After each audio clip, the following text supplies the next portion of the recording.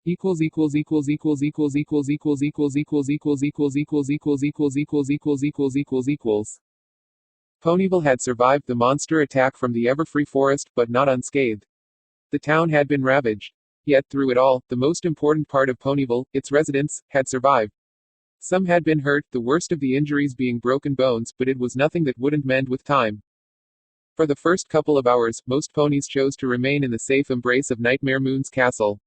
Very few were able to find the courage to venture beyond the protective walls, and none got very far before their nerves and fears drove them running back to the stone fortress.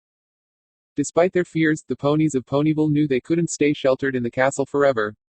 After giving every pony time to rest and recover, Ponyville's mayor, Ivory Scroll, called on every willing and able Pegasus. The fastest of the Pegasi were tasked to fly out to the rest of Equestria, warning the kingdom that the monsters were now a much greater threat as well as seeking aid for Ponyville. The rest were tasked with taking an account of the damage the town had suffered. It wasn't long after the Pegasi flew out that news of which buildings were destroyed and damaged began to stream into the castle, and the news was grim. Many homes and business had been utterly crushed. Some families lost everything except their lives and loved ones. Other buildings were on the verge of collapse and would require extensive repair to be made habitable again. It was news that left many ponies sobbing, but through the tears, they clung tightly to their friends and families, thankful that they had some pony to embrace. Despite the dark reality, glimmers of hope shone through. While she could not compare with Twilight, the mayor began organizing the town's populace. Under her guidance, fresh life was breathed into Nightmare Moon's castle. Halls, which had been hollow and lifeless that morning, once again bustled with ponies coming and going in every direction. By the time the sun was nearing the western horizon, the castle had undergone a transformation. To those who were without a roof over their heads, the castle became a refuge. The guard barracks, guest bedrooms, and larger hallways became a temporary home for ponies who had lost everything or were too scared to leave the castle. Cots and sleeping bags filled every available inch of space, but some ponies were happy to lay down on the floor with just a blanket and pillow. The beds in the castle were reserved for the sick and injured, but no pony complained. For those who were hungry, the castle became a place to find a filling meal. Ponies who were willing to share their stores of food gave purpose to the castle's kitchen. Simple, warm, and much appreciated meals were quickly prepared and passed out to the hungry. They ate in the castle's dining room, which, for the first time, was filled well past capacity. To the ponies who were injured both before and during the attack, the castle's medical chambers once again became a place of healing. Dr. Stibble, Nurse Tenderheart, and other volunteers tended to the needs of the sick and injured. It also became a place of reunion, where ponies were given the good news that their friends and family members had survived and were on the road to recovery. Overall, the castle, which had once been a place of fear and dread, had become a safe haven in a terrible storm. It was a place where a pony could find rest, food, medical aid, and, most importantly, some peace of mind. The castle's thick outer walls, which were being dutifully patrolled by volunteers, provided a sense of security to those who feared the monsters would return in the night. Yet amongst the hustle and bustle that now filled most of the fortress, there was one hallway and room many purposefully avoided, even if it meant going along a much longer route through the corridors. A hallway where, on one side, there was a large pair of doors emblazoned with a royal seal of a crescent moon. It was the hallway that connected to the throne room of Nightmare Moon. It was in this hallway that Twilight Sparkle waited. She sat on the floor, her back and head resting against the wall's cold stone as she stared at the ceiling. Inside the throne room, Nurse Redheart and Fluttershy were tending to Nightmare Moon while her friends and the other ponies that had helped get her into the palace had moved on to other tasks. Twilight was the only one not doing anything, and it was a fact that nipped and chewed at the back of her mind. She felt she should have been doing something, anything. She could have been helping the mayor organize the relief efforts, or she could have been using her magic to help lift and move things in town. She, however, just couldn't bring herself to step more than 5 feet away from the throne room doors. Twilight wanted to be inside the throne room, if only to be there for Nightmare Moon. Nurse Redheart, however, had insisted she stay outside, turning the hallway into an impromptu waiting room. Twilight had protested, but Redheart wouldn't budge. She explained in no uncertain terms that, while she sympathized with Twilight, she couldn't have her in the room in case something went wrong. Shifting her gaze away from the ceiling, Twilight looked through one of the nearby windows. The sky was starting to shift from a pristine blue to a warm, welcoming orange. It was a picturesque sunset that at least distracted Twilight from her concerns. She took in the spectrum of colors and stared until the creaking of hinges drew her attention to the opening throne room doors. Nurse Redheart was the first to step out. She was carrying not only her medical saddlebags but also the doctoral bag Dr. Stibble had Rainbow Dash fetch from the clinic. Fluttershy was following close behind, and she carefully closed the door behind her once both she and Redheart were in the hallway. How is she? Twilight asked, afraid of what the answer would be. She was gravely injured, Twilight. We did what we could to tend to the wounds. She's stable for the moment, but the next few hours are going to be critical. We've done all we can. Now, all we can do is wait and see. Can I go see her? Yes, but don't take too long, Nurse Redheart advised. She needs rest more than anything else. Now, you'll have to excuse me. I have to go check on the other ponies at the clinic, but Fluttershy will be right outside the door if you need anything.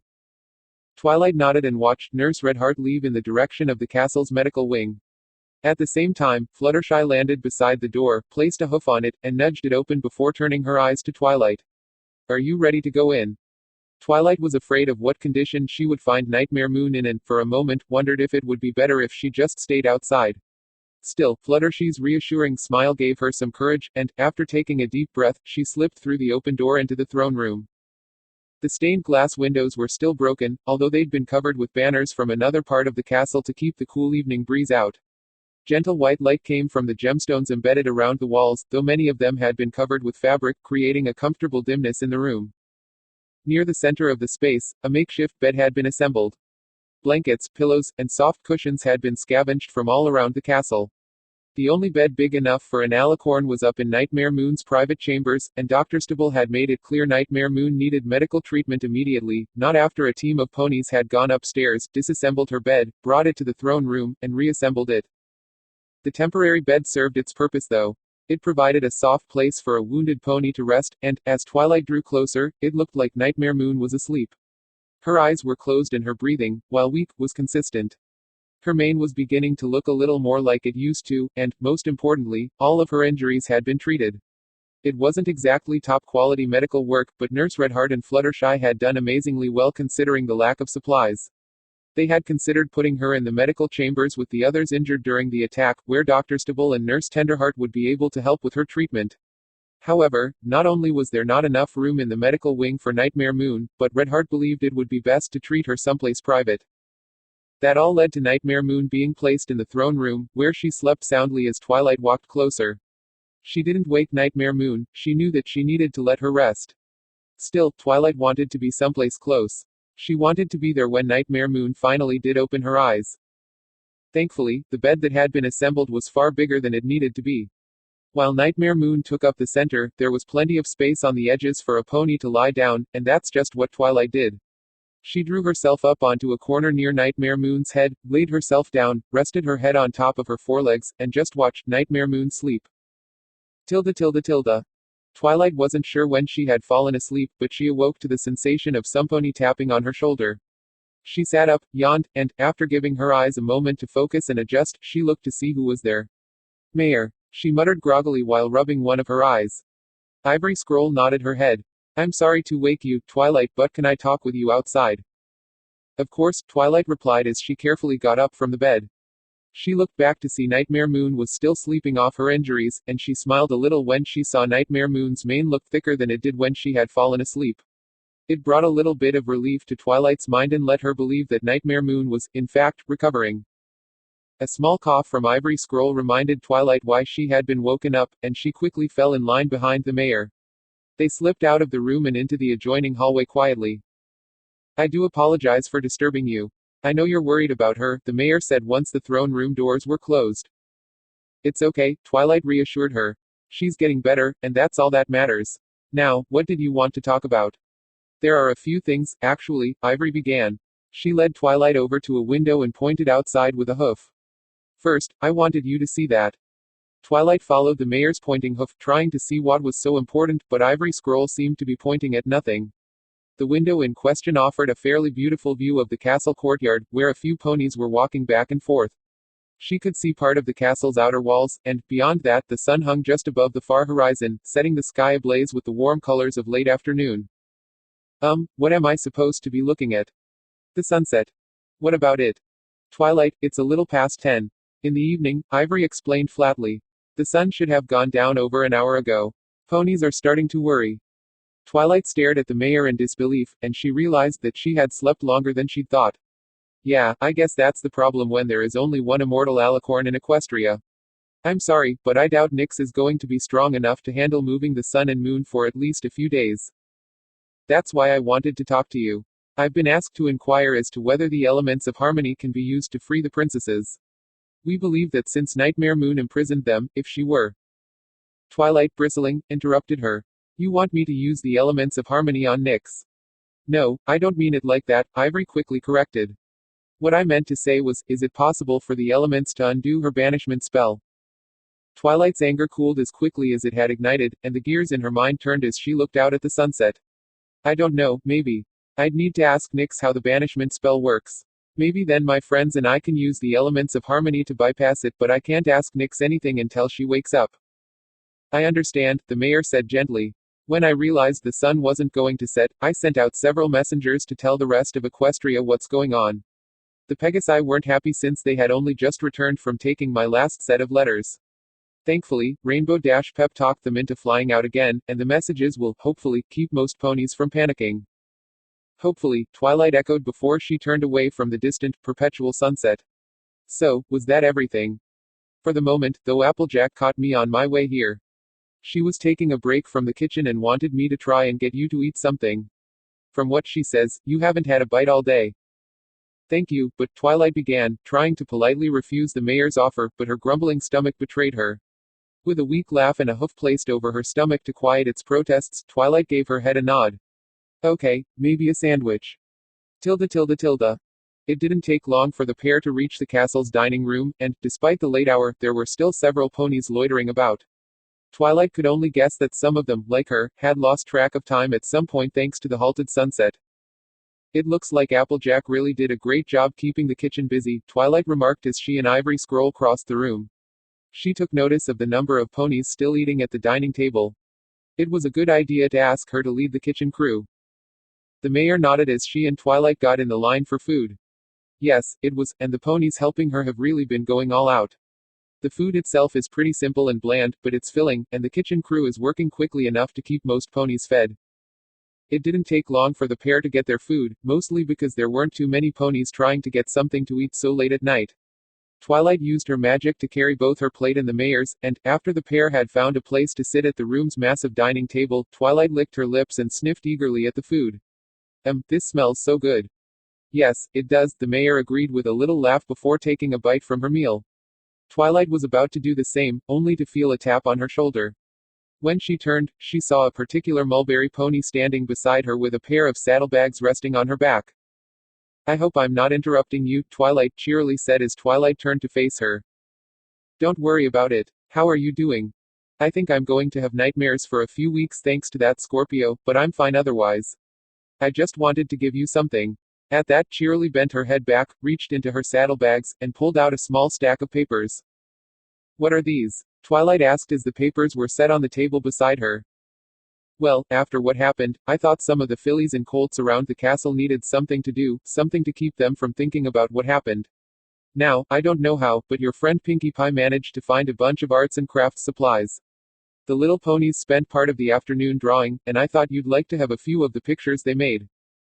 Twilight glanced at the stack of papers that had been set down beside her and used her magic to pick them up. She looked at the first one, a rather crude crayon drawing. It depicted a small, blue, stick figure pony standing with two larger ponies, with squiggles of grass beneath and a big, happy sun in the corner. It was just the kind of image one would see hanging on a school bulletin board. But what made Twilight stare was what had been written on the picture. Above the drawing were the words "To Nightmare Moon," while at the bottom the young artist had written, "Thank you for protecting my family." Twilight flipped to the next picture in the pile. It was a better drawing, and she could actually recognize the ponies in the picture. She saw Applejack and Nightmare Moon standing on top of a defeated Cerberus, which had little swirls for all 6 of its eyes. The text below the image read, "Thanks for keeping my sister safe. Get well soon, Nyx. From Apple Bloom." There were only a hoeful of drawings in the stack, but they all shared a similar theme. They were warm wishes and thank yous for Nightmare Moon. It left Twilight gawking in disbelief. She looked at each picture, went through the whole pile, and only then did she look back to Cheerily. Did you tell them to do this? No, Cheerily answered with a shake of her head. It was Apple Bloom, actually. She started doing her picture, and, when the other little ponies asked what she was drawing, some of them wanted to do it too. I didn't have a thing to do with it. Though, if you don't mind, cheerily paused and reached into her bag a second time. She removed from it a folded piece of paper which she set on the table where the stack of drawings had been a few moments before. Would you give this to Nix, please? That one's from me. Twilight smiled, taking the folded piece of paper and adding it to the stack of crayon drawings. Of course. And thank you, cheerily, for bringing these to me. It's the least I can do, Twilight. Now, I'm going to go and try to get some sleep, but if you need my help with anything, just ask, okay? Okay, Twilight replied before she watched Cheerily walk off. She turned back to the stack of papers she was holding in her magic. She set them down delicately, as if they would turn to dust if she was too rough with them, and then quickly went back to her meal. She ate as fast as she could without being rude to the mayor or other ponies around. Then, once she was done with her meal, she took up the stack of drawings again and galloped from the room, so that she and the papers would be there when Nightmare Moon woke up. Tilda tilda tilda. Nightmare Moon groaned. She didn't know how long she had been asleep, but that really didn't matter to her at the moment. She was stiff all over, and any attempt to stretch and relieve that stiffness only made her realize how sore she was. She was lying on something soft but uneven, which was only moderately comfortable at best. For a few minutes, Nightmare Moon was content with just rubbing the side of her head against whatever she was lying on, trying to relieve a small itch. Yet, as she became properly acquainted with how horrible she felt, the thing that pressed itself at the front of her mind was how dry her mouth was. Without even thinking, she licked her lips, hoping for a glass of water. As if by magic, she felt something near her mouth and heard a familiar, gentle voice speaking softly to her. Here, Nurse Redheart said I should get you to drink this when you woke up. The thing that was near her mouth was a straw, and, after fumbling with it for a moment, Nightmare Moon got her lips around it. She took a sip and shivered a little as the cool, crisp freshness of the water slipped over her tongue. Water had never tasted so good. She greedily drank it, not only to wet her mouth, but also to sedate her thirst. She sucked the glass of water dry in a matter of seconds. When the cup was empty and the straw was moved away from her mouth, Nightmare Moon attempted to lift her head. She winced as the joints in her neck popped and cracked, but she forced her head up all the same before opening her eyes. She saw she was in the throne room, and she took notice of the bed she was lying in. Nightmare Moon also noted that she was practically covered from head to hoof in bandages and that her wing was held against her side in a simple sling. How are you feeling? Nightmare Moon turned and looked in the area near where her head had been lying. There, looking back with an honest and relieved smile, was Twilight. Sore, Nightmare Moon replied as she laid her head back down. Twilight leaned her head to one side as she stood up. Well, you did get hurt pretty badly. Then, with some careful maneuvering, Twilight climbed up onto the bed and put herself right beside Nightmare Moon's head. She bent her head down and gently nuzzled at Nightmare Moon's cheek. I'm so glad to see you're awake. You had me worried. How long have I been asleep? Don't worry about that right now, Twilight instructed as she stood up straight. She called on her magic, and, from nearby, a pitcher of water floated into view. She refilled the empty glass before holding the straw up to Nightmare Moon's mouth a second time. Nightmare Moon drank every drop, though she did not drain the glass as quickly as she had the first time. Her mouth was no longer feeling dry, and, as Twilight took the empty glass away, Nightmare Moon whispered a quiet thank you. Do you want some more?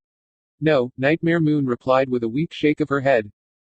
With a nod, Twilight set the empty glass over by the pitcher and turned her attention back to Nightmare Moon. Are you hungry? I could go get you something from the castle's kitchen. I doubt there is much in there that hasn't spoiled since the children of Nightmare left.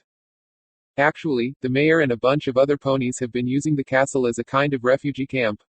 A lot of homes got damaged or destroyed during the monster attack, so they've been staying here. I hope that's okay. Nightmare Moon let a thin smile creep onto her face. I don't mind, and it's nice to hear this castle can be used for something good. Twilight nodded her head in agreement. It is. Still, do you want me to get you something? No, I'm not hungry at the moment. How is every pony? They're fine, Twilight answered softly, thanks to you. I only bought time. It was you and your friends that got every pony out safely. Something we couldn't have done without you to hold back the monsters. You helped save lives, Nix, you made me so proud. Proud? How can you honestly be proud of me? Nightmare Moon asked. She shifted her gaze to the far side of the room, unwilling and unable to look at Twilight. After everything I've done, you should hate me, like they all do. Twilight lifted a hoof and ran at once through Nightmare Moon's mane. The magical hair flowed around her leg like water, and it felt as cool as an evening breeze. You've made mistakes, Nix, but they're mistakes you've tried to fix. Nothing that I would have needed to do if I hadn't been such a fool, Nightmare Moon snapped, more at herself than at Twilight. You were right all along, and I finally understand what you were trying to tell me. I may be Nightmare Moon, but that doesn't mean I have to act like I did before. I didn't have to listen to Spell Nexus or be the mare Celestia feared. No pony could have forced me to do anything once I was fully resurrected. But I was so angry. I was angry at Celestia and, at you. Nightmare Moon's voice began to tremble as she fought back tears. You let Celestia take me, you abandoned me and lied to me, and I hated you for it. I hated you so much. All I had left were my memories, all those memories of hating Equestria, of wanting the eternal night. My memories of being sealed in the moon. Nightmare Moon's voice dropped to a whisper, and she paused a moment. Twilight opened her mouth to offer her some comfort, but Nightmare Moon continued speaking before she could utter a single word. So I played the part. Like a stupid little filly in a stupid school play, I played the part of the monster. I played the role because it's the only thing that felt true. It's what Spell Nexus was telling me, it's what Celestia feared, and it's what my own memories told me was true. But I can't be the way I was, and I don't want to be like that ever again. That, however, doesn't change what I've done. You and all of Equestria should just hate me, hate and despise me just like when Luna was Nightmare Moon, because that's all I deserve. No, Twilight interrupted firmly. No, that's not all you deserve. You deserve more than that, and I don't hate you. You're lying, just like you were lying to me before. You have to hate me. I've been the worst daughter in the world, you should hate me. But I don't, Nyx. Nightmare Moon gritted her teeth as her anger flared. Don't you get it? No matter what you call me, no matter how I behave, I'm still the mare that locked up your mentor, that tried to kill you and your friends. I'm still the mare that usurped Equestria's throne, locked you in a dungeon, and almost let Nexus kill you. I am, and forever will be, Nightmare Moon. So tell me, how can you not despise me? Because, Nyx, I'm your mother, and a mother will always love her daughter, no matter what. Nightmare Moon shut her eyes tight. She was trying to hold it back, trying to keep strong and resist, but it was all for naught. Twilight had broken down the emotional dam that had built up inside her. All of the pain, guilt, and confusion she had been bottling up was released, and it flooded her mind. And so she wept. Nightmare Moon wept openly while attempting to blubber out apology after apology. Not since she had been a filly had she let her tears flow so freely. She cried and apologized for everything she had done, for every pony she had hurt, and for all the things she had put Twilight through. She cried, and Twilight took it all in while trying her best to comfort the mare she called her daughter. She got as close as she could and nuzzled the side of Nightmare Moon's head. It had been easier for Twilight to comfort her when she was still a little filly, but Twilight did her best. She did everything she, as a mother, could do to soothe her daughter. She even cried right alongside Nightmare Moon. The tears that spilled from the pair's eyes, however, were not just tears of sorrow. Some were tears of shared pain for the things they had both done wrong. Others were tears of joy, the pair sharing in an embrace they had been denied for so long. After several long weeks, Twilight knew, without a doubt, that she had her daughter back. Tilda tilde tilde. Nightmare Moon cried for a long time, but, with Twilight's presence, she eventually calmed down. She had cried herself dry of both her tears and the emotions she had bottled up inside. Overall, she felt better because of it. Still, as Nightmare Moon's eyes dried, a single haunting question bubbled to the top of her mind, a question that she couldn't ignore. Twilight, who am I? What do you mean? Twilight asked gently. I don't know who I am anymore. I'm Nightmare Moon in mind and body. I was her in the past, but I don't want to be like that anymore. I want to be Nyx again, but I can't. I can't go back to being the filly you found in the forest, yet I can't go forward as the terror I once was. I'm stuck, somewhere in the middle, so, who am I? Twilight was silent for a time, needing to not only process the question, but also carefully choose her response. Her eyes wandered and looked across Nightmare Moon's bruised, beaten, and bandaged body. She sighed and shook her head apologetically. I'm sorry, Nyx, but I honestly can't say. Every pony needs to decide for herself the kind of pony she is going to be, and you have to figure that out on your own. The only thing I could tell you is what I see. Then what do you see, Twilight? I want the honest truth.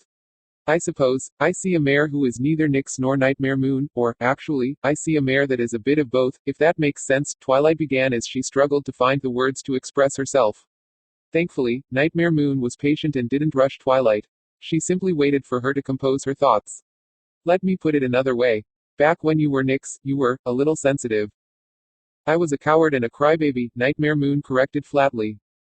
Okay, yes, but that wasn't entirely your fault. You were young and you had been through a lot, even before I found you in the forest.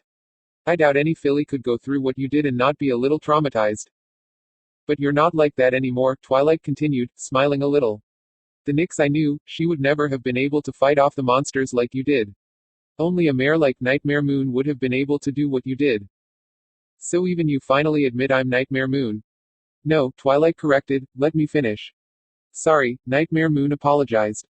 It's okay, but you're not like the old Nightmare Moon either, not anymore. If you were, you would have had the courage to face the monsters, but no reason to. When Luna was Nightmare Moon, she cared about herself first and every pony else second, if at all. If you were really that same pony, then you wouldn't have cared about what happened to Ponyville. But the Nyx I know does care, Twilight said as she gave Nightmare Moon a gentle reassuring touch. She cares about other ponies, even putting them before herself. She cared about her friends enough that she performed in the Spring Festival play, despite the fact I told her, no. You were there for them, and it's because of that compassion that you were willing to fly out and throw yourself in harm's way to protect Ponyville. So, Twilight continued, I guess you are a bit of both, perhaps even the best of both. But, as I said before, that is only what I see. It's up to you to decide what kind of pony you want to be. And, by the way, I'm not the only one that thinks you're not the same mare anymore, Twilight said as her horn began to glow. She turned her head and picked up a stack of papers that was lying nearby. She presented the pile, revealing to Nightmare Moon that the page on the top of the stack was the crayon drawing Apple Bloom had done. What are these? Well, I think it's best to call them thank you cards, Twilight answered. Nightmare Moon took the drawings into her own magic and began flipping through them. Along with the picture from Apple Bloom, there were drawings from Sweetie Belle, Scootaloo, and Twist. There were even a few from other ponies in her class, acquaintances who never really liked nor hated her. One such picture was from Dinky Doo, a crayon drawing of the alicorn zapping a hydra on the flank. There's this as well, Twilight said while holding out a carefully tri-folded piece of paper. It's a letter from Cheerilee. Nightmare Moon shifted her gaze and set down the crayon drawings before she gingerly suspended the letter in her magic. She unfolded it, and, after noticing the words were in fact written in Cheerilee's hoof writing, she looked to the top of the page and began attentively reading each line. Dear Nyx. Earlier today, when some of the fillies and colts I was watching started making get well cards for you, I felt that I needed to offer a few words of my own. The first of those words are thank you. Thank you for saving my life. When that Scorpio was about to grab me with its pincer, I had given up hope. I doubted I'd get out of that alive, but you flew in and saved me. I thank you for that. I also wanted to say I'm sorry. I still remember what you said to me that night, when I let you play Nightmare Moon in the school play. I never meant it as an insult. I called the original Nightmare Moon, wicked and dastardly, but those words were never meant for you, a filly I called my student. Your friends came to me at one time, back when you were making the night last forever. They asked me about you, asked why you were doing what you were doing. Their families weren't telling them the whole truth, and I could tell they were worried. I told them the truth that I believed at the time, that you were confused about who you were, that you just needed some time, and that you would eventually do the right thing. Thank you for proving me right, and, though you may now be an adult, I will always treasure the time you were in my class. While some of the students didn't appreciate your curiosity, I found it refreshing. I hope that you never lose that drive to learn. So, again, thank you. Your former teacher, Cheerilee. It's hard, sometimes, changing who you are, changing what every pony sees, Twilight explained as Nightmare Moon stared at the letter and pictures. Before I came to Ponyville, I was a bookworm with almost no real friends. But I changed. I started studying friendship, and I helped my friends just as much as they helped me. We've all grown because of the friendship we share. And you taught me what it takes to be a mother, to care for some pony like a daughter. It may seem impossible, but you can do it, Twilight said confidently. You've already started. These fillies and colts, they don't see you as a monster anymore. They see you as the pony who saved their friends and families. You can be the mare you want to be. Can it really be that simple? Nightmare Moon asked. She lowered the papers and looked at Twilight. Do I just decide who I want to be? No, it will be a lot of work and it may take a long time to be the mare you want to be. The first step, however, is answering that question, what kind of pony do you want to be? Nightmare Moon shifted her gaze down to her bruised and beaten body. She began to speak slowly, voicing her thoughts as they formed. I want, what I don't want is to be queen. I don't want to be a mare that ponies are afraid of. I want to be a pony with friends, real friends, not servants or subjects. I want to be a mare that makes you proud and to be your daughter. And I don't want to care or worry about my past anymore. I know I'm Nightmare Moon, but I don't want to be called that anymore. I don't want that to be my name. I want my name to be Nyx. Twilight smiled and rested her head against Nyx's cheek. Well, to me, it sounds like you want to be a pretty amazing mare. Of course you'd say that, Nyx replied with a small chuckle, you're my mother. Yes, but that doesn't make it any less true. Twilight said as one last laugh escaped her throat. She then glanced up at the throne room's covered windows, and her smile withered on her face. Nyx. You remember earlier, when you asked how long you were asleep? Yes, Nyx replied with a nod. The honest answer is that it's been a little over half a day. Nyx Tenston tried to sit up from her bed and get to her hooves. Twilight, however, used her magic to force Nyx back down while a stern tone entered her voice. Nyx, you're in no condition to be moving around. But what about the sunset? I need to lower the sun and raise the moon. Horse feathers, if it has been half a day since I passed out, that would make it almost 5 in the morning. It's actually closer to 10, Twilight admitted. 10. It's supposed to be light by now. I missed the entire night. Nyx panicked, again trying to sit up while Twilight continued to hold her down. That doesn't change the fact that you're not strong enough right now to even consider handling the sun and moon, Twilight snipped sternly before letting her voice soften. Honestly, I doubt you'll be strong enough for a while. But what about Equestria? Nyx asked. It needs the sun and moon to move. Twilight sighed and nodded her head. You're right, Nyx, and that's something I wanted to talk to you about. Nyx, can you release Princess Celestia and Princess Luna? Nyx stopped struggling to get up from under Twilight's magic and, all too quickly, snapped, no. Nyx, they are the only ones. Do you know what you're asking me to do? If I let them go, I'll take their place. They'll banish me to the moon for what I've done. They each offered me mercy, a chance to stop, and I attacked them anyway. If I let them go now, they'll show no mercy. Twilight gently shushed Nyx, nuzzling the side of her head. I understand why you're scared, but Equestria needs them back. What if the monsters attack again while you're like this? What if it takes you weeks, or months, to get strong enough to move the sun and moon again? I know, Nyx begrudgingly admitted. I know I need to let them go, but I don't want to be banished again. It was hard enough the first time. The only thing that kept Luna and me sane was our anger and hatred. We spent those centuries plotting and scheming how we would get back at Celestia. Nyx trembled and drew her legs in close to her body. But, if I go back now, I won't have any of that. All I'll have are my memories in Ponyville, and they'll only make me long for freedom more. She tossed her head and felt herself starting to cry again. And, by the time Celestia and Luna let me go, or by the time I'm able to free myself, you'd be gone. You and every pony else would be gone. I'd never see Apple Bloom, Scootaloo, Sweetie Belle, Twist, Aloysius, Cheerilee, or you again. The only ones who would have any chance of still being alive would be Spike and Peewee. I don't want to go back, Nyx said weakly, tears pooling in her eyes. I don't want to be alone again. Shush, Twilight softly soothed, doing her best to calm Nyx. I know, I don't want to see you get banished either, but you need to release them. Equestria needs them. But. Twilight moved in close, hooked her forelegs around Nyx's neck, and hugged her tightly.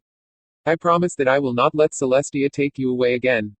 I'll figure out some way to convince her. I'll make her understand. I'll do whatever it takes to make sure you don't have to be alone for another 1,000 years. Nyx looked away from Twilight, trying to resist. She was injured, but she was still a full-grown alicorn. She knew Twilight couldn't force her to undo the spell that kept the royal sisters exiled.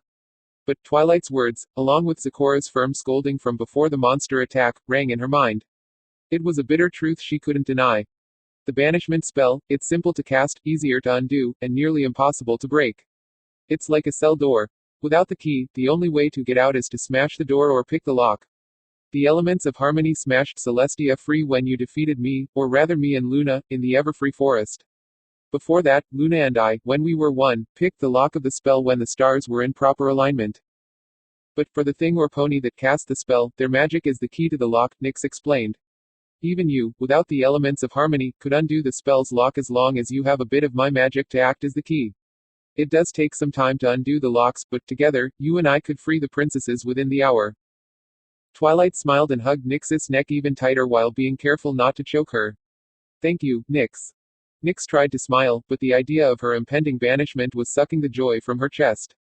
Why, you're welcome, but she shifted her head and looked at Twilight with pleading eyes. Can we wait a little while, just a few hours? Twilight pulled herself away from Nyx and frowned a little. You know the sooner we let them go, the better, right? I know, and I know you promise you won't let them banish me, but I'm still scared, Nyx admitted. If we're going to release Celestia and Luna, and, if you can't stop them, I want one last memory.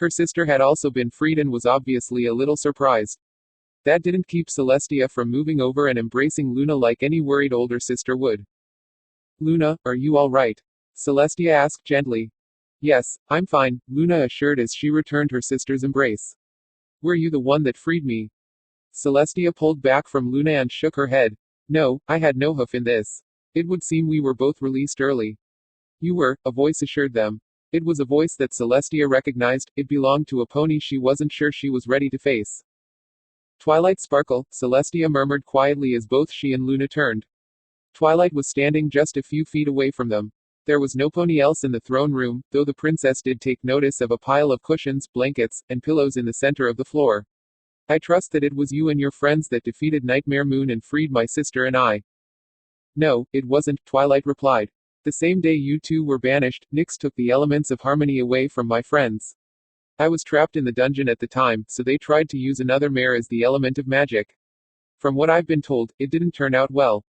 I'd imagine it wouldn't. The connection shared between friends is what gives the elements of harmony their strength.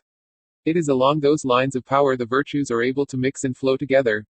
Still, if Nightmare Moon stole the elements of harmony, and you and your friends didn't defeat her, how were you able to free us? We didn't free you. Nyx let you go. Luna and Celestia glanced at one another, both wearing expressions of confusion before they looked back to Twilight. Why would Nightmare Moon do that? Luna asked. Because she's not the monster you or that cult made her out to be, Twilight said firmly. Now, before you say a single word about her or what she's done, I have something I want to say. Something I need to say, and I hope you're willing to listen. I am, Twilight, Celestia answered, neither smiling nor frowning as she spoke. With that, Twilight began telling both Celestia and Luna everything that had happened over the weeks they had been trapped in the sun and moon respectively. She held nothing back, speaking of both the good and bad that Nyx had done, though Celestia noticed Twilight was focusing more on the good. All the while Celestia listened intently, occasionally glancing over at Luna. Her sister's expression ran through a spectrum of emotions: shock, surprise, skepticism, and amazement. She, however, kept her face as stoic and unreadable as a blank piece of paper. She kept to her word as well, she did not interrupt Twilight. She waited until her student was done, and only then did she speak. That is a very interesting story, Twilight, Celestia commented, keeping her voice flat. I am glad to hear that Nightmare Moon has come to her senses and agreed to assist in our release. However, I find it hard to believe that she was so injured that she could not manage the spell herself. Well then, Twilight began while she turned and trotted to the far end of the room, maybe you should see for yourself. When Twilight reached the throne room doors, she gently poked her head outside to speak to some pony in the hallway. A few moments later, she walked back towards the princesses while another pony limped gingerly in her wake. Nyx kept her head hung low, trying to make herself as small as possible. She did not lift her eyes to meet Celestia's or Luna's, content to stare at the floor while keeping Twilight between herself and the princesses. Is she going to be all right? Luna asked, unable to keep herself from staring at the bandages wrapped across Nyx's body.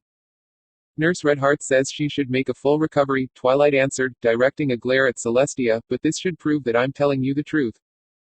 I never meant to imply I didn't believe you, Twilight, Celestia corrected. I just found it hard to believe Nightmare Moon was in such poor condition. It would seem, however, you weren't exaggerating about her injuries. No, I wasn't, Twilight continued. She maintained her firm tone despite being in the presence of the mayor who was both her princess and teacher. Nyx helped me free you, I couldn't have done it without her. She also wants to return Equestria to you. She renounced her title as queen over a week ago and returned control of the government to the ponies you appointed. If that is true, why did she not free us sooner? Asked Celestia, unable to hide the skepticism in her voice. She doesn't want to go back to the moon.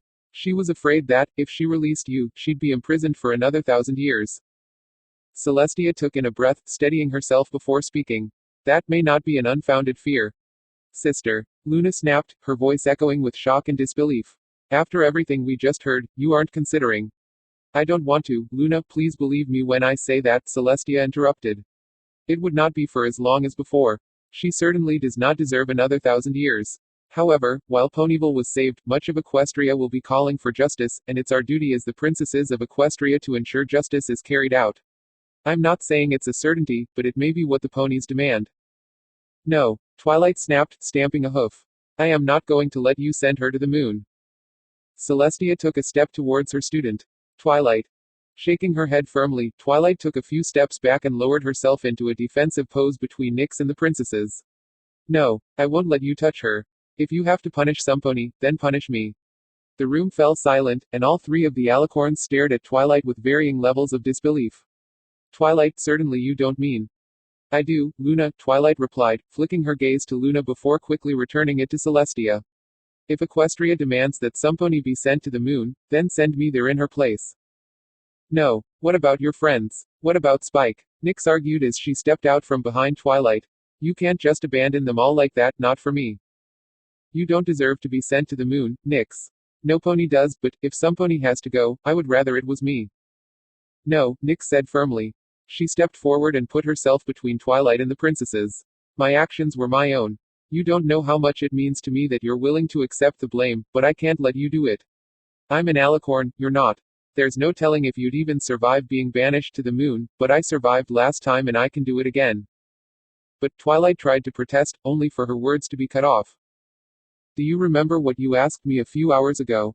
Do you remember asking me what kind of mare I wanted to be? Nyx asked softly while she bent her neck down, bringing her head near Twilight's. Yes. Nyx smiled and drew Twilight into an embrace. I've thought of one more thing I want to add to that list. I want to be a mare that protects the ponies she cares about. I've heard a lot of ponies, Twilight. Maybe not directly, but it's because of me a lot of bad things happened. I don't want to hurt any pony ever again if I can avoid it. But I want to do more than that. I want to make up for what I've done. I want to do whatever I can to make sure the ponies I care about never get hurt, so that my friends and family can continue to live and be happy. Right now, Nyx continued, it's more important for you to be here for your friends, including Spike and Aloysius. You're also the element of magic, and, if Equestria needs the elements of harmony again, you'll need to be here. Nyx extended her wings, brought them around Twilight, and held her more closely. And now, I think I'm ready to face this. Just let me take the blame, and I promise I can bear the weight. I can live long enough to fix what I've done wrong, to make up for what I've done, but I would never be able to forgive myself if I let you take my place right now. Twilight shook her head. No, Nyx, you don't have. Thank you for always being there for me, Twilight. You're the best mother I could have ever asked for, Nyx whispered. She leaned in close and nuzzled the side of Twilight's face. Her tears smeared across Twilight's cheek, but neither of them complained. But I have to do this. With that, Nyx pulled away from Twilight, turned to face Royal Sisters, and sat before them with her head bowed in respect. Princess Celestia, Princess Luna, rulers of Equestria, regents of the sun and moon respectively, I surrender to you. I have wronged you in Equestria, and I know that there is no way to change the past. What I have done can never be undone, so I await the justice befitting my crimes. All I ask, as my final request, is that you hold no ill will against your student or any ponies who were once poisoned by my magic. Lay all their sins and misdeeds upon my shoulders and allow me to bear them by myself. Let me defend them and take the punishment they should not have to endure. Promise me this one thing, Nyx said before taking a breath to steady her voice, and I will accept my fate, even banishment to the moon, without question. Are you sure about this, Nightmare Moon? Celestia asked, her voice barely louder than a whisper. Do you truly want us to lay all that's happened, even the things beyond your control, on your shoulders? Yes, Nyx answered firmly. As an alicorn, I can bear the burdens no other pony can. I threw myself in the way of a lupus major to protect Twilight because, while the beast wounded me, it could have easily killed her. The pain I endured saved not just one life but lives all over Ponyville. It's far better for me to be wounded if it means some pony, any pony, can continue to live and be happy. I can be bruised, battered and beaten, but, as long as there is still breath in my lungs, I will continue to protect ponies. I will protect them because what can kill them, I can survive. Because what hurts them is but a scratch for me, because it's the one thing I've been able to do right. Celestia and Luna glanced at each other before looking back at Nyx. They were silent for a long time. Luna was unable to take her eyes off of Nyx's determined stare. Celestia, on the other hoof, noticed a small flash of light. It was quick, and it was gone before Celestia could even glance in its direction. Her gaze lingered for a moment, trying to discern some clue to what she had seen. She then turned her attention back to Nyx's gaze, which seemed to demand imprisonment in the moon. Nightmare Moon, Celestia began, her voice regaining its usual regal strength. Though it pains me, you must face judgment for your crimes against Equestria and us, the Royal Sisters. This judgment, however, shall be deferred. Deferred. Nyx and Twilight echoed in disbelief. Twilight has spoken on your behalf, but before proper judgment can be laid, more voices must be heard. So I will ask my sister, Princess Luna, to seek out these other voices. I will ask her to find others to speak of what you have done here in Ponyville. Then, I will entrust her to decide your fate. Really? Luna asked in disbelief. You trust me to do that? Celestia gave a nod. I do, sister. As Luna's gaze lingered on Celestia, a small smile formed on her lips. But, as soon as she looked away, that smile faded and a more serious expression grew in its place. I accept the task you have entrusted me with, sister, and I will do as you suggest. I will go out and learn from Ponyville the kind of mare Nightmare Moon has been. Then I will decide what punishment, if any, is needed. Can you at least promise me you won't banish her to the moon? Twilight asked, only for Luna to shake her head. I am sorry, but the only thing I can promise is that I'll be as fair as possible. If Nightmare Moon has done enough wrong to justify being banished to the moon, then that will be her fate. However, I will not ignore the good you say she's done. Twilight nodded, though the anxiety in her eyes made it clear she did not entirely like the answer she had been given. She, however, did not press the issue, and instead turned to comfort Nyx while Luna shifted her attention to Celestia. Where can I expect to find you, sister, while I am out speaking with the ponies of Ponyville? Luna whispered so that only Celestia would hear. I will remain here with Twilight and Nightmare Moon, if only to make sure my student does not start to panic and worry about what will happen. Good, because I do wish to speak with you about this before I give my final decision. Still, that is for later. Right now, what I need is a pony who can be honest with me, so I can be sure what Twilight says isn't being tinted by her care for Nightmare Moon. Then, sister, I might have a suggestion of which pony you would want to speak with first. Tilda. Applejack poked her head out from behind the tree, looking in the direction of the castle before smiling and ducking back behind her chosen haven. She was in the shade of a tree a few hundred yards away from the castle and couldn't help but stifle a yawn as she settled in for a nap. She had been working since the wee hours of the morning, keeping the ponies in the castle kitchen churning out a bunch of good, wholesome food. Still, after that one apple bucking season, the farm mare was a little more aware of her limits. She knew she needed to get some sleep, just a quick nap. Yet, the Gabby Gums article her sister and her sister's friends wrote still haunted Applejack from time to time. If some pony caught her napping, about half the time that pony would make some joke or comment about the article, and she hated it. She wasn't a lazy daisy, like that article said. She worked hard. She gave her all whenever there was a job to do, but when the work was done, didn't she have as much right as any pony to take a nap? Placing her Stetson over her face to block the warm glow of the distant, currently perpetual, sunset, Applejack tried to settle into her nap. The grass beneath the tree was soft and the breeze was cool, it was a perfect place to doze off. That was, until Applejack heard the patter of hooves coming up beside her. Excuse me, I'm looking for Applejack. Bolting up, Applejack scrambled to her hooves and quickly spun around. Now before y'all start, I ain't layin' down on the job or bein' a lazy daisy. I was just, she began, ready to defend herself, only for her argument to falter when she realized who she was speaking to. Princess Luna. I would never accuse you of idleness, Applejack, Princess Luna said curtly. From what I have heard of your work in the kitchens, there are few ponies who deserve rest more than you.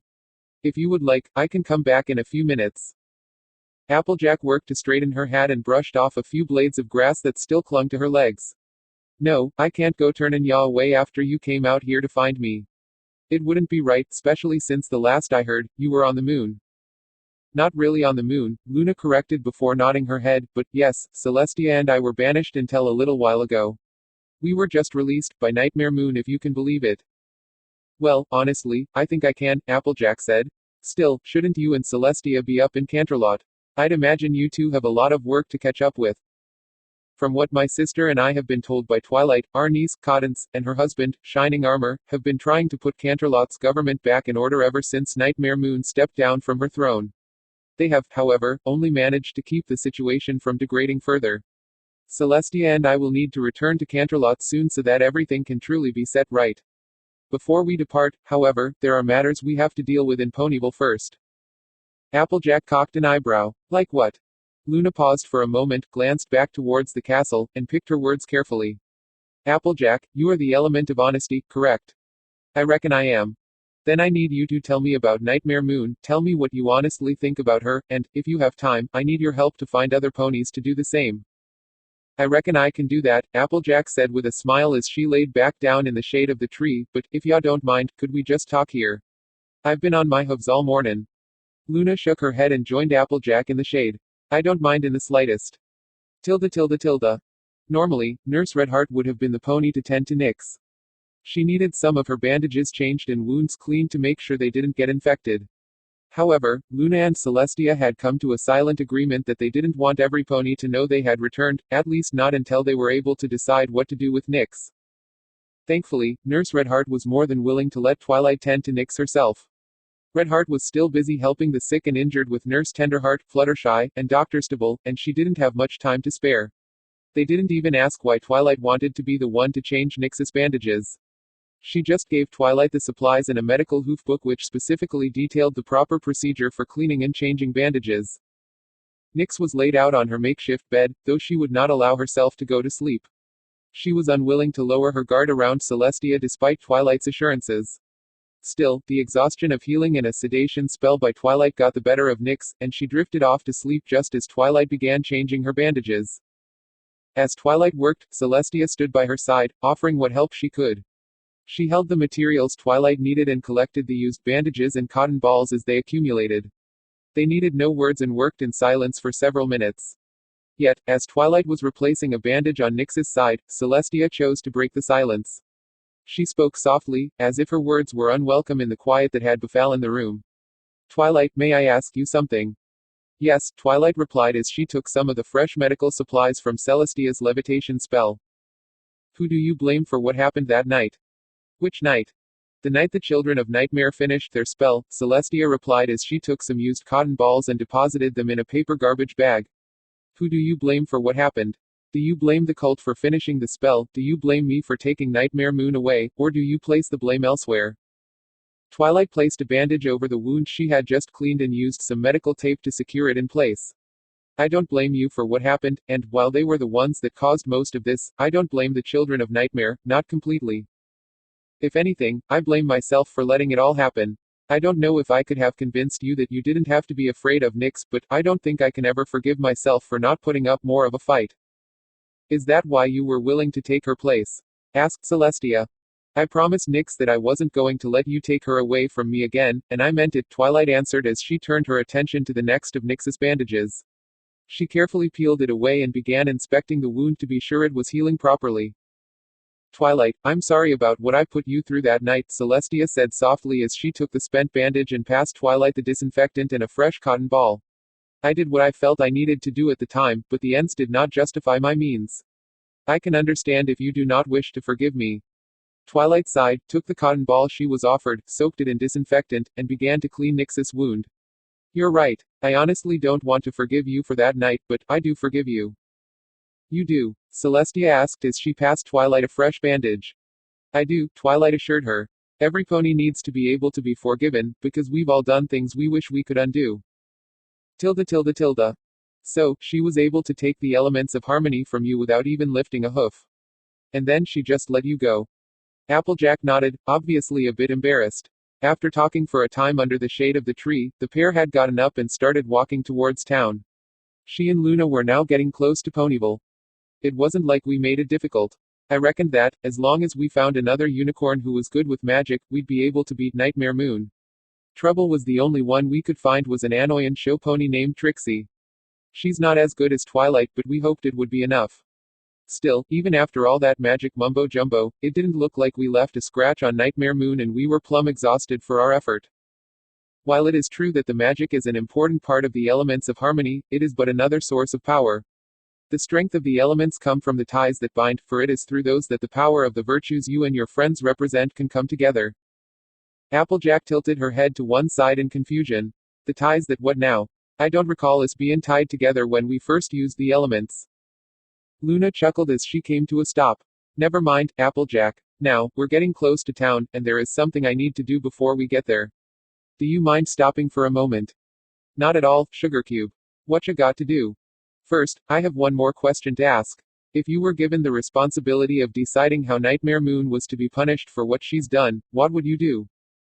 Applejack blinked a few times then looked away from Luna, scratching the back of her neck. Well, shoot, you had to go and ask something hard like that. All I ask is for your honesty, Applejack. You don't have to explain why, I just need to know what you would do, Luna assured her. Applejack pondered the question for a few seconds, continuing to scratch the back of her neck before eventually sighing. Well, I reckon, I don't know. She did do some pretty nasty things, but Nightmare Moon has also done more than her fair share of good, especially during that monster attack. Personally, I'd be inclined to go easy on her, but that's because she's settled any debt she had with me. But honestly, I'm probably not the pony to go asking about this, Applejack admitted. I only desired your honest answer, and you've given it, Luna said with a thankful smile. Now, I need to speak with other ponies about Nightmare Moon, but I would not like Equestria to know my sister and I have returned just yet. We've been lucky that we haven't passed another pony on this road, but I need to keep myself hidden once we get into town, at least from the general public. Well, I reckon you know better than me what's best in this situation. Thing is, how you going to be hiding yourself? Can you transform yourself like Nightmare Moon? Luna nodded. I could, but it then becomes a matter of who I change into. If I turn into a resident of the town, then we may run into them and that would cause certain difficulties. If I were to shapeshift into a new pony, then we run the risk of Pinkie Pie trying to welcome me to town with a party. Yeah, even with the town like this, Pinkie Pie would want to throw a new pony a party, Applejack agreed. So then, what are you gonna do? Luna smiled as her horn started to glow. For a moment, nothing seemed to be happening, but then she slowly faded away like a ghost before disappearing entirely. It was a sight that left Applejack a bit bewildered, and she looked around anxiously before putting a hoof out where Luna had been standing. Ow. Oops, sorry, princess. Applejack apologized, quickly drawing back her hoof. It's okay, you did no harm. Applejack leaned to one side, as if adjusting her perspective might make it possible for her to see where Luna was standing. So are you just gonna stay invisible like that and follow me into town? Yes. When you've found some pony you want me to talk to about Nightmare Moon, then I'll need you to pull them someplace private where I can make myself visible again. Oh, and it's best not to talk to me directly when I'm like this. Ponies might think that I've gone and lost ma marbles, Applejack chuckled. Luna joined in the short round of laughter. Yes, though I wouldn't have worded it so bluntly. Well, it's kind of weird knowing I'm being followed by an invisible princess, but I reckon you know what are doing, Applejack mused as she turned and continued to walk towards town. Now, I think I'm going to show you to Rarity first. She's the only one of us that Twilight told the full truth to after she found Nightmare Moon, 'cause she needed her help with Nightmare Moon's little disguise. Then please, lead the way. Tilda tilda tilda. Hey, Rarity, you home? Applejack called out as she held the door open. Right here, dear, Rarity answered back. She trotted out from the back room with spools of cloth floating in her magic. I'm just making some blankets and the like for all the ponies stuck living at the castle. The blankets they got from the guard barracks keep them warm, but they're made from such horrible, itchy cloth. I don't know how those ponies are getting any sleep at all. So I decided I was going to use some of the old fabric that's just been lying around in the back to make some blankets. I can't use it for dressmaking anyway. Why can't you use this fabric for dresses? It looks fine to me, Applejack asked as she approached Rarity and looked over the spools of fabric. It's a matter of quality, Applejack, Rarity explained as she set the fabric down. The thread count on these bolts is far too low for proper, fashionable dressmaking. It was a little mistake by my supplier, one they rectified by sending me the correct fabric and letting me keep these. I'm just glad I finally have a use for them. They've been cluttering up the back room for ages. Still, I doubt you came in here to listen to me talk about fabric. No, I didn't, Applejack said. I got some pony that needs to ask you a few questions, if y'all can spare the time. Rarity grinned. Oh, I love chatting while I work, but may I ask who wants to ask me questions? That would be me, Luna replied while her invisibility enchantment faded. Rarity visibly jumped at the sound of the third voice in the room. Her eyes then went wide and her mouth hung open as her vision locked on her unexpected guest. Princess Luna is in my shop. Applejack took a few steps back and used a hoof to hold her hat on her head. Oh, Princess, you may want to brace yourself. Luna glanced at Applejack and cocked an eyebrow. What for? Princess Luna is in my shop. Princess Luna is in my shop. Rarity repeated, talking faster and faster before she broke into a sprint. She galloped about her shop, magic flying in all directions as she adjusted, beautified, and cleaned the front room of her boutique at speeds that would impress even Rainbow Dash. Applejack and Luna had to jump out of the way a few times as a great number of things floated about the room. Within a minute of feverish, panicked, and magic-driven cleaning, the shop was utterly spotless. Rarity skidded to a stop in front of Luna and did her best to keep herself from panting as she bowed. Your Highness, it's a privilege to have you in my shop, even though I do wish Applejack had given me a little more warning. Sorry, Rarity, Applejack apologized, but she kind of just dropped in on me too. She only got back from the moon a little while ago. Rarity perked her ears up with curiosity.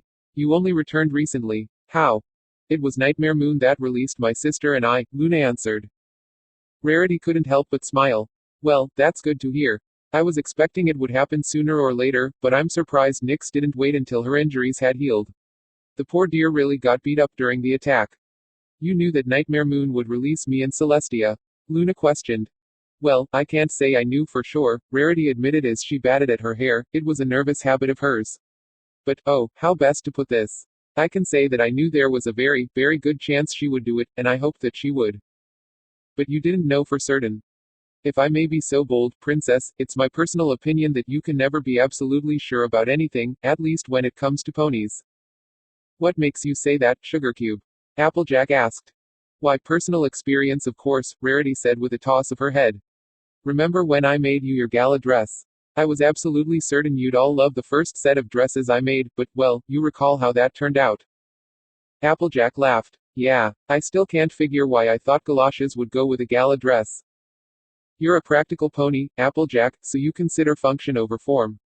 You thought it might rain, so you wanted to be prepared, Rarity reassured her friend with a gentle smile before turning her gaze back to Luna. Still, that wasn't the first time I've created something I thought my client would love, only to find out that their opinion of my work was quite the opposite. And, over time, I've learned that you can't be absolutely sure of anything when it comes to ponies. Luna gave an approving nod of her head. That is a good lesson. Still, while you say you can't be absolutely sure, I would like to know how you would answer one question, Rarity. And what question would that be? If you were given the responsibility of deciding how Nightmare Moon was to be punished for what she's done, what would you do? How would you punish her? Or would you simply forgive her for what she's done? Luna asked, the serious tone of her question causing a silence to fall on the shop. Rarity remained quiet for several moments, pressing her lips together as she contemplated the question. She began to frown a little, as if she didn't like the answer that was forming in her head. In all honesty, Princess, I'm torn. There is a part of me who would want to forgive Nyx. Besides Twilight, I was the only pony in town who knew what, or rather who, Nyx really was from the start, and even then I found her so darling. She'd bounce over to my shop from time to time, eager to be taught a lesson about being a proper mare, and I was more than willing to teach. But, Rarity continued with a sigh, she also locked up my sister. She locked Sweetie Belle in a cold, dank dungeon and worried me sick. My parents came and told me why Nyx had done it and that she would be returned safe and sound, but I still lay awake many nights wondering if Sweetie Belle was safe. That, and I suppose you can't ignore all the ponies across Equestria who will want some justice. So I guess my answer would be that Nyx probably needs to be punished. Perhaps put in jail for a time. Rarity finally concluded. She then scrunched up her face as if she found her own answer distasteful. No, jail won't do any pony any good. If anything, it will harden Nyx like some common criminal, and that's the last thing we want to happen. Perhaps community service would be a better fit. Yes, Nyx could work to repay her debt to society, but she wouldn't have to be locked up a horrible jail cell. I wouldn't, however, have an inclination as to what you would have her do or for how long. I'm a dressmaker, not a judge, Rarity concluded. I appreciate the fact you are trying to be as unbiased as a judge should be, Luna commented with a smile. But perhaps you would like to talk of less serious things, and I wish to know more about Nyx than just what she's done recently. You mentioned that she used to come over to your shop to learn things from you. Would you mind telling me about that? Rarity perked up almost immediately, grateful that the conversation had shifted to a more pleasant topic. Soon she was telling short but energetic stories of some times Nyx had been over at her shop, either with Sweetie Belle and the other fillies or on her own accord. Tilda. After tending to Nyx's wounds, Twilight had been content to just lie next to her on the bed. Nyx, however, had been asleep for a while, and Twilight needed a moment to relieve the tight muscles in her legs. Getting up slowly, Twilight stretched and walked over to Celestia, who had moved to the windows and was currently looking out at the horizon. I'm going to get a late lunch from the castle kitchens. You want me to bring you something? Celestia shook her head. No thank you, Twilight. I'm not hungry at the moment. Even after being in the sun for 6 weeks. Being imprisoned in a celestial body like the sun or moon isn't like being locked in a jail cell. The body knows no wants or needs beyond sleep. It desires no air to breathe, no water to drink, and no food to eat. All the body truly needs is sleep. Well, good to know if I ever get banished to the moon, Twilight joked weakly in an attempt to break the stiffness in the air. She then turned to leave, but, as she did, she glanced over her shoulder at Celestia once more. Would you mind watching Nyx while I'm gone? I will keep an eye on her, Celestia replied. Twilight gave a thankful nod and had soon left the room. For a time, Celestia remained at the windows, but when she was sure Twilight would not return, she stepped over towards the sleeping form of the mare she still considered to be Nightmare Moon. She circled the bed where Nightmare Moon lay and once again looked over the wounds she had sustained fighting back the creatures of the Everfree forest. It was a simple truth that most ponies in Equestria didn't always appreciate. Celestia did more than rule and guide the sun. She also protected Equestria from the hydras and similar monsters that saw ponies as the perfect mid-afternoon snack, keeping them at bay with shows of force whenever one believed they could step into her kingdom without consequence. Yet, when she could have turned a blind eye, Nightmare Moon stood to defend the ponies of the town she called home. Celestia wasn't sure what exactly drove Nightmare Moon to such a sacrifice, but the intent behind the action didn't matter at the moment. What mattered was that Nightmare Moon had changed. She was the same pony physically, her origins were still in the mare that Luna had once been, but something had caused her to change on the inside. Celestia couldn't be sure what had caused that change. It could have been the incomplete spell, or it could have been Twilight's loving care. In truth, Celestia wanted to believe it was her student that helped Nightmare Moon become something other than the monster foals feared would hunt them in the night. Celestia could no longer deny that Nightmare Moon was different, just as she could not ignore the part she played in what had happened. With Luna, she waited too long to act and her sister became the original Nightmare Moon. With the pony lying on the bed before her, she had acted too quickly. Her interference only made her greatest fears come to pass. Yet, even though her own fears had been dispelled, Celestia knew similar fears would continue to exist throughout Equestria. While there were undoubtedly those in Ponyville who now looked upon Nightmare Moon with kind eyes, the rest of the kingdom would only see the mare Nightmare Moon used to be. They would see the tyrant queen that usurped the throne and the monster that stole away their son. Arguably, Luna would have faced the same hatred had it not been for the elements of harmony. The power of the ancient artifacts not only freed Luna from her jealousy but also reverted her physically. This gave Luna a chance to prove she wasn't Nightmare Moon, that she was once more the kind, good-spirited princess of the night the ancient ponies of Equestria had once known. Through the elements and Luna's own actions, she had been able to wash away her past. To the eyes of the public, Luna had been made innocent once more. Nightmare Moon would not share in that level of forgiveness, and that made Celestia's heart weigh heavily in her chest. Nightmare Moon had fought tooth and hoof to become something else. Yet, because she had never been blasted by the elements and still looked the same, the ponies of Equestria would want to hold her accountable for what happened. Some would demand nothing short of Nightmare Moon's banishment. In truth, Celestia doubted that Nightmare Moon would ever be totally forgiven. There would always be some ponies who only saw her as a monster. Monster, Nightmare Moon would never escape that label. Her past was forever stained, and, no matter how much good she did, there would always be those who could only see those stains, like red juice spilled on a white tablecloth. Celestia heaved a heavy sigh, and she stepped away from Nightmare Moon to return to her place beside the throne room's damaged windows. In her eyes, Nightmare Moon was not a monster. If anything, the guilt Celestia felt made her feel like she, at least in part, deserved the title. She had done what she felt was necessary, done what she felt was best for her kingdom. She believed her intent was good and her actions right, but that didn't change the fact she was the one who had torn a daughter from her home and mother. Tilda. So, I would ask you three, what would you do if the responsibility fell to you to decide Nightmare Moon's fate? Would you offer forgiveness or would you say she needs to be punished? And, if so, what is befitting of her crimes? After leaving Rarity's boutique, Applejack and Luna had gone back to the castle. With a little searching, Applejack found Rainbow Dash, Fluttershy, and Pinkie Pie, and she guided all of them to one of the castle's empty guard towers. There, Luna revealed herself, and, as she expected, the three ponies began bombarding her with questions about how she had escaped the moon. Luna cut through the questions gracefully, and finally managed to ask her own, leaving Rainbow Dash, Fluttershy, and Pinkie Pie glancing between one another.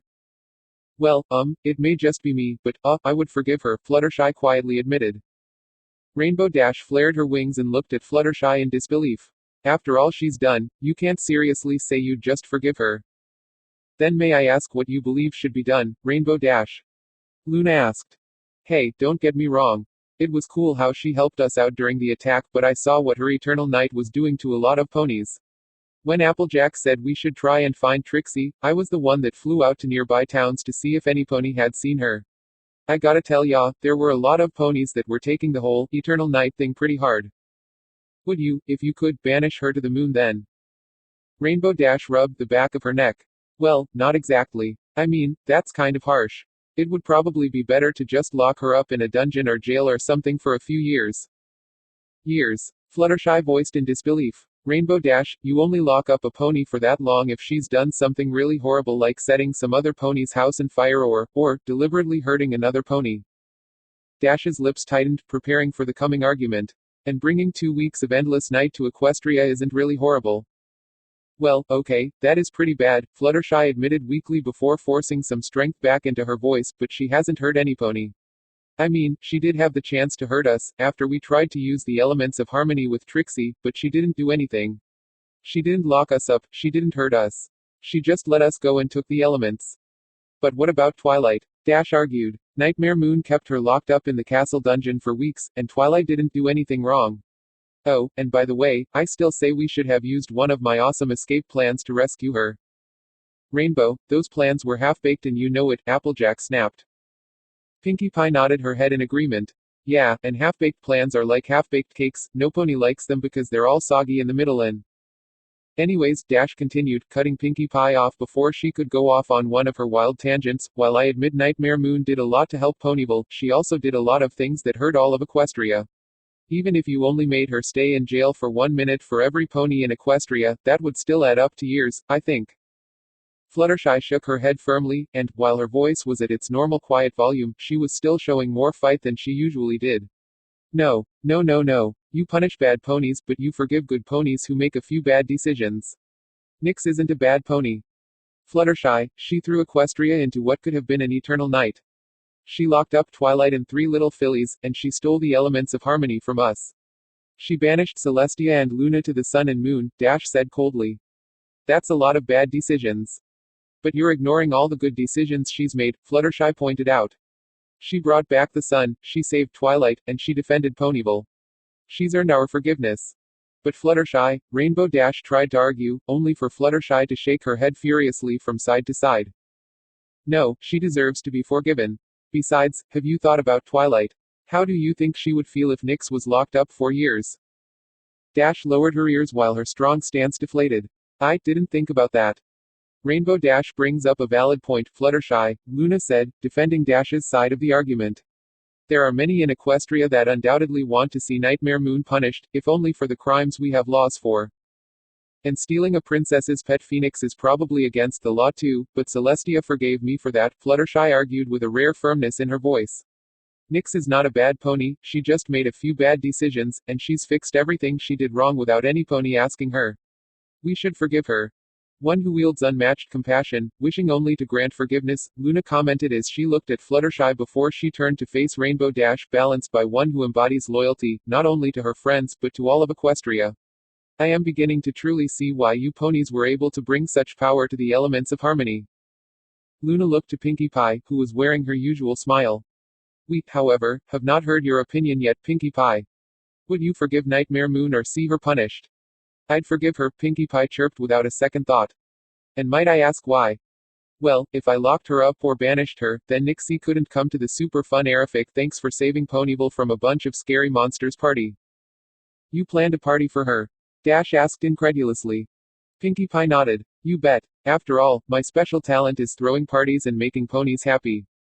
That, and I wanted to ask if Nyx would try turning me into a cake. Luna lifted an eyebrow. Turn you into a cake? Oh yeah, see, Nyx turned Fluttershy into a tree, and it was so cool, and I wanted her to turn me into a cake, but then Twilight took Nyx away to get lunch, and I figured, now that Nyx is all big like Nightmare Moon, she has to be even more wonderful at magic and turning me into a cake would be easy peasy. But would you not be worried about some pony trying to eat you? Pinkie Pie blinked a few times, confronted with an aspect of cakeification she hadn't considered. I never thought about that. I wonder what I'd taste like. Rainbow Dash couldn't help but snort. She put a hoof to her face and did her best to keep herself from laughing while Luna, Fluttershy, and Applejack looked at Pinkie Pie with utter confusion. Tilda. Nyx groaned, waking up to her still very sore body. She didn't know what had woken her up at first, but, after a moment of lying there groggily, she noticed something was bothering her eyes. She opened them to see what it was, but soon regretted the decision and squeezed them shut. There was a light shining in her face, and it was bright enough that it was irritating her eyes, even when they were closed. Nyx lifted a hoof to shield her face and tried opening her eyes a second time. The light that had awoken her was a reflection, a shimmer from the sun that was being directed into her eyes by something. That something was Celestia's crown. Celestia was still lingering by the throne room windows, though she had moved since Nyx had fallen asleep. Nyx wanted to get up, to move so the light wouldn't be in her eyes. However, as she tried to shift her weight, she realized two things. First, she was really, really sore. Second, Twilight was sleeping next to her. Smiling a little, Nyx couldn't blame Twilight for dozing off. She also found it comforting. Twilight had nestled herself into the crook of Nyx's neck and was sleeping like a filly curled up in a parent's embrace. It was reversal of their situation, but Nyx still found comfort having her adoptive mother so close. Still, because of Twilight she was unable to move, and because of the light she was unable to get back to sleep. That left Nyx with only one option. Princess Celestia. Celestia turned her head abruptly, as if she had been startled out of her thoughts. She recovered her composure quickly and looked over at Nyx. Yes. Could you move a little, please? Your crown's making the light shine in my eyes. Celestia turned her head to one side and took notice of the intense white spots of light, the reflections cast by her crown, that seemed to dance around the room as she moved. She then smiled, nodded, and moved to the other side of the windows, where she would not be in direct sunlight. Celestia then looked back at Nyx and asked gently, "Is that better?" "Much thank you," Nyx replied before laying her head back down and stifling a yawn. Before she drifted back to sleep, she bent her neck down a little, allowing it to wrap more tightly around the sleeping Twilight. "She just fell asleep," Celestia said before turning her gaze back to the horizon. "She only left your side for a moment, when she had to go fetch lunch." "What was for lunch?" Nyx asked, her curiosity caused more by hunger than anything else. "She brought back some celery soup. She thought you might like some when you woke up. It's lying there by your head." Nyx shifted and took notice of the bowl of cold soup that was sitting on the floor beside her bed. The sight of it made her smile. "I wish she would have woken me. I would like to have eaten it while it was warm, it's one of my favorite meals." "I find it interesting you count such a simple, plain soup among your favorites. Did you not eat finer things as Equestria's queen?" "I did, but the reason it's my favorite isn't because of how it tastes. This and a daffodil sandwich were the first things I ever ate. It was what Twilight gave me when she first brought me back to the library. It always reminds me of her." Nyx's gaze shifted from the bowl back to the sleeping Twilight, and she nuzzled her once more. "It's not the most delicious meal, but it has sentimental value." Celestia finished softly as she glanced at Nyx again. Nyx nodded her head and would have gone back to sleep right then. Yet, after laying there a few moments, Nyx began to smell something. She could smell the soup, but the odd thing was that it smelled warm. Lifting her head gingerly once more, Nyx saw some trails of steam gently rising up from the soup. She also noticed a few lingering bits of magic fade away from the edges of the bowl. Nyx looked at Celestia, and she wore a gentle smile as the last sparks of magic faded from her horn. Celestia then turned her attention back to the horizon, staring at the perpetual sunset as the gentle clatter of a spoon against a bowl began to fill the room. Tilda tilde tilde. After leaving Pinkie Pie, Rainbow Dash, and Fluttershy, Applejack had let Luna stay in the castle guard tower while she brought other ponies to talk about Nyx. Some spoke well, and, at times, Luna requested that Applejack find ponies that would speak poorly of Nyx, if only so she could hear a proper range of opinions.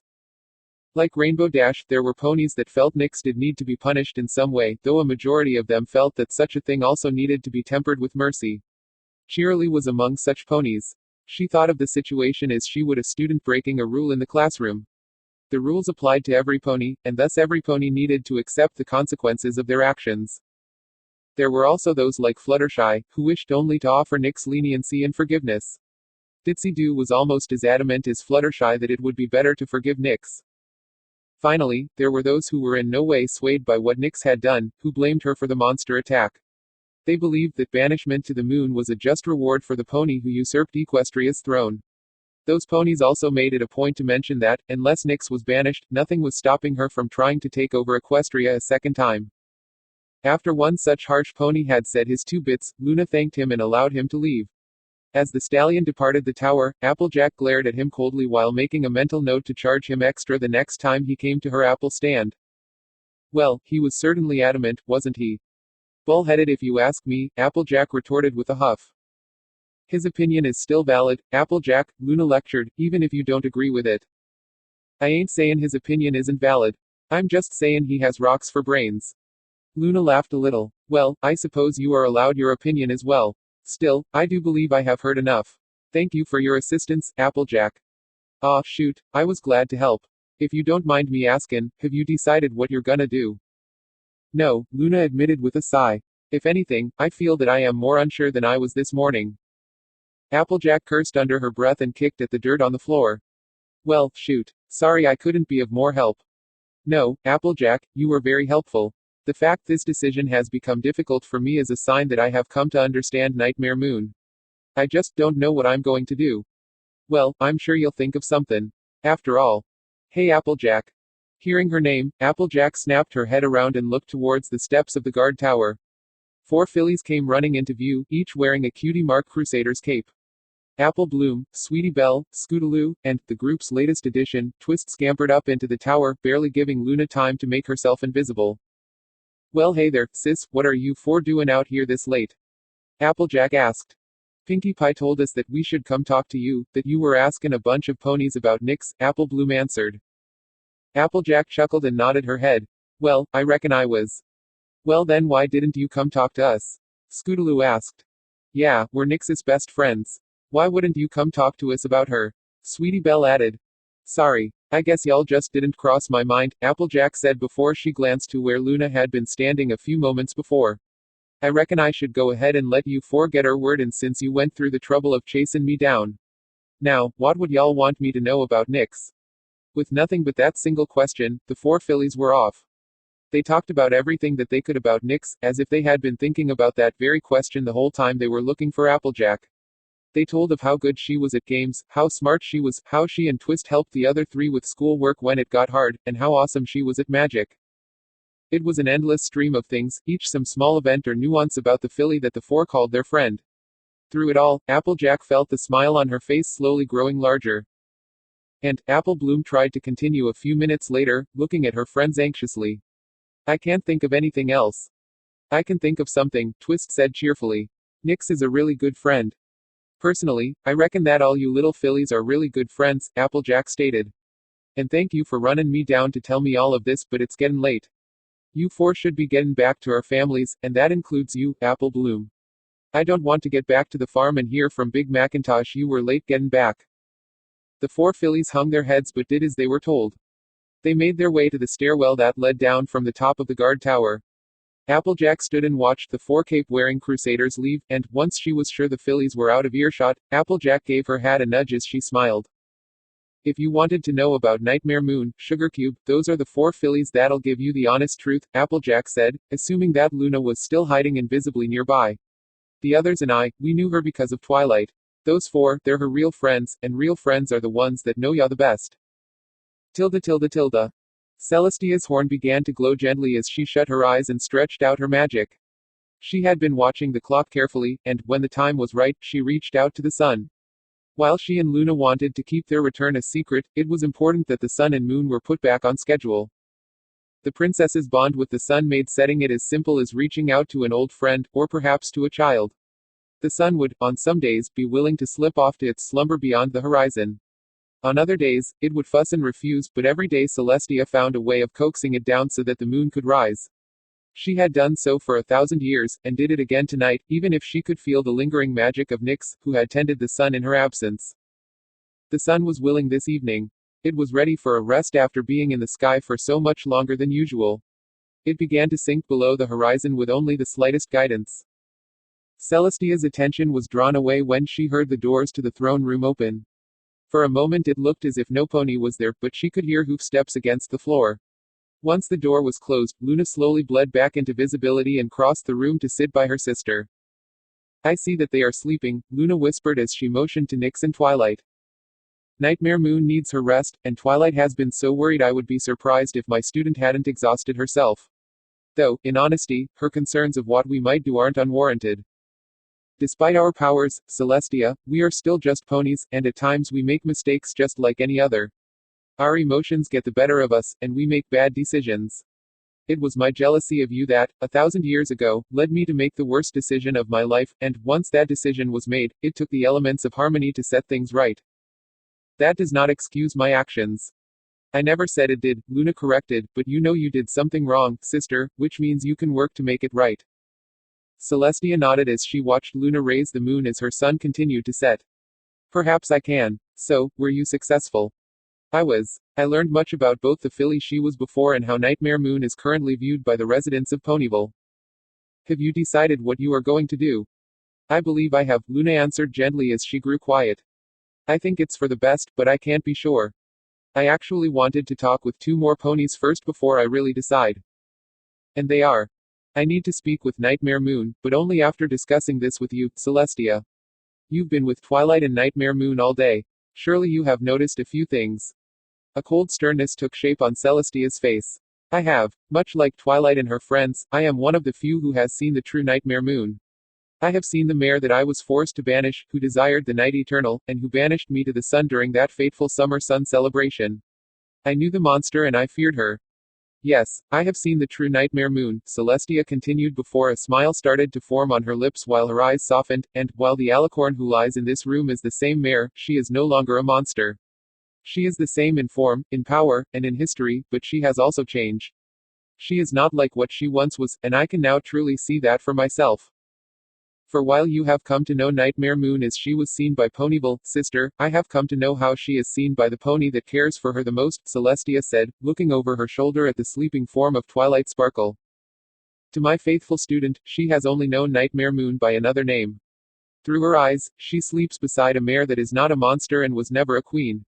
To Twilight, Nightmare Moon, no, Nyx is a daughter, one that Twilight is willing to do anything to protect.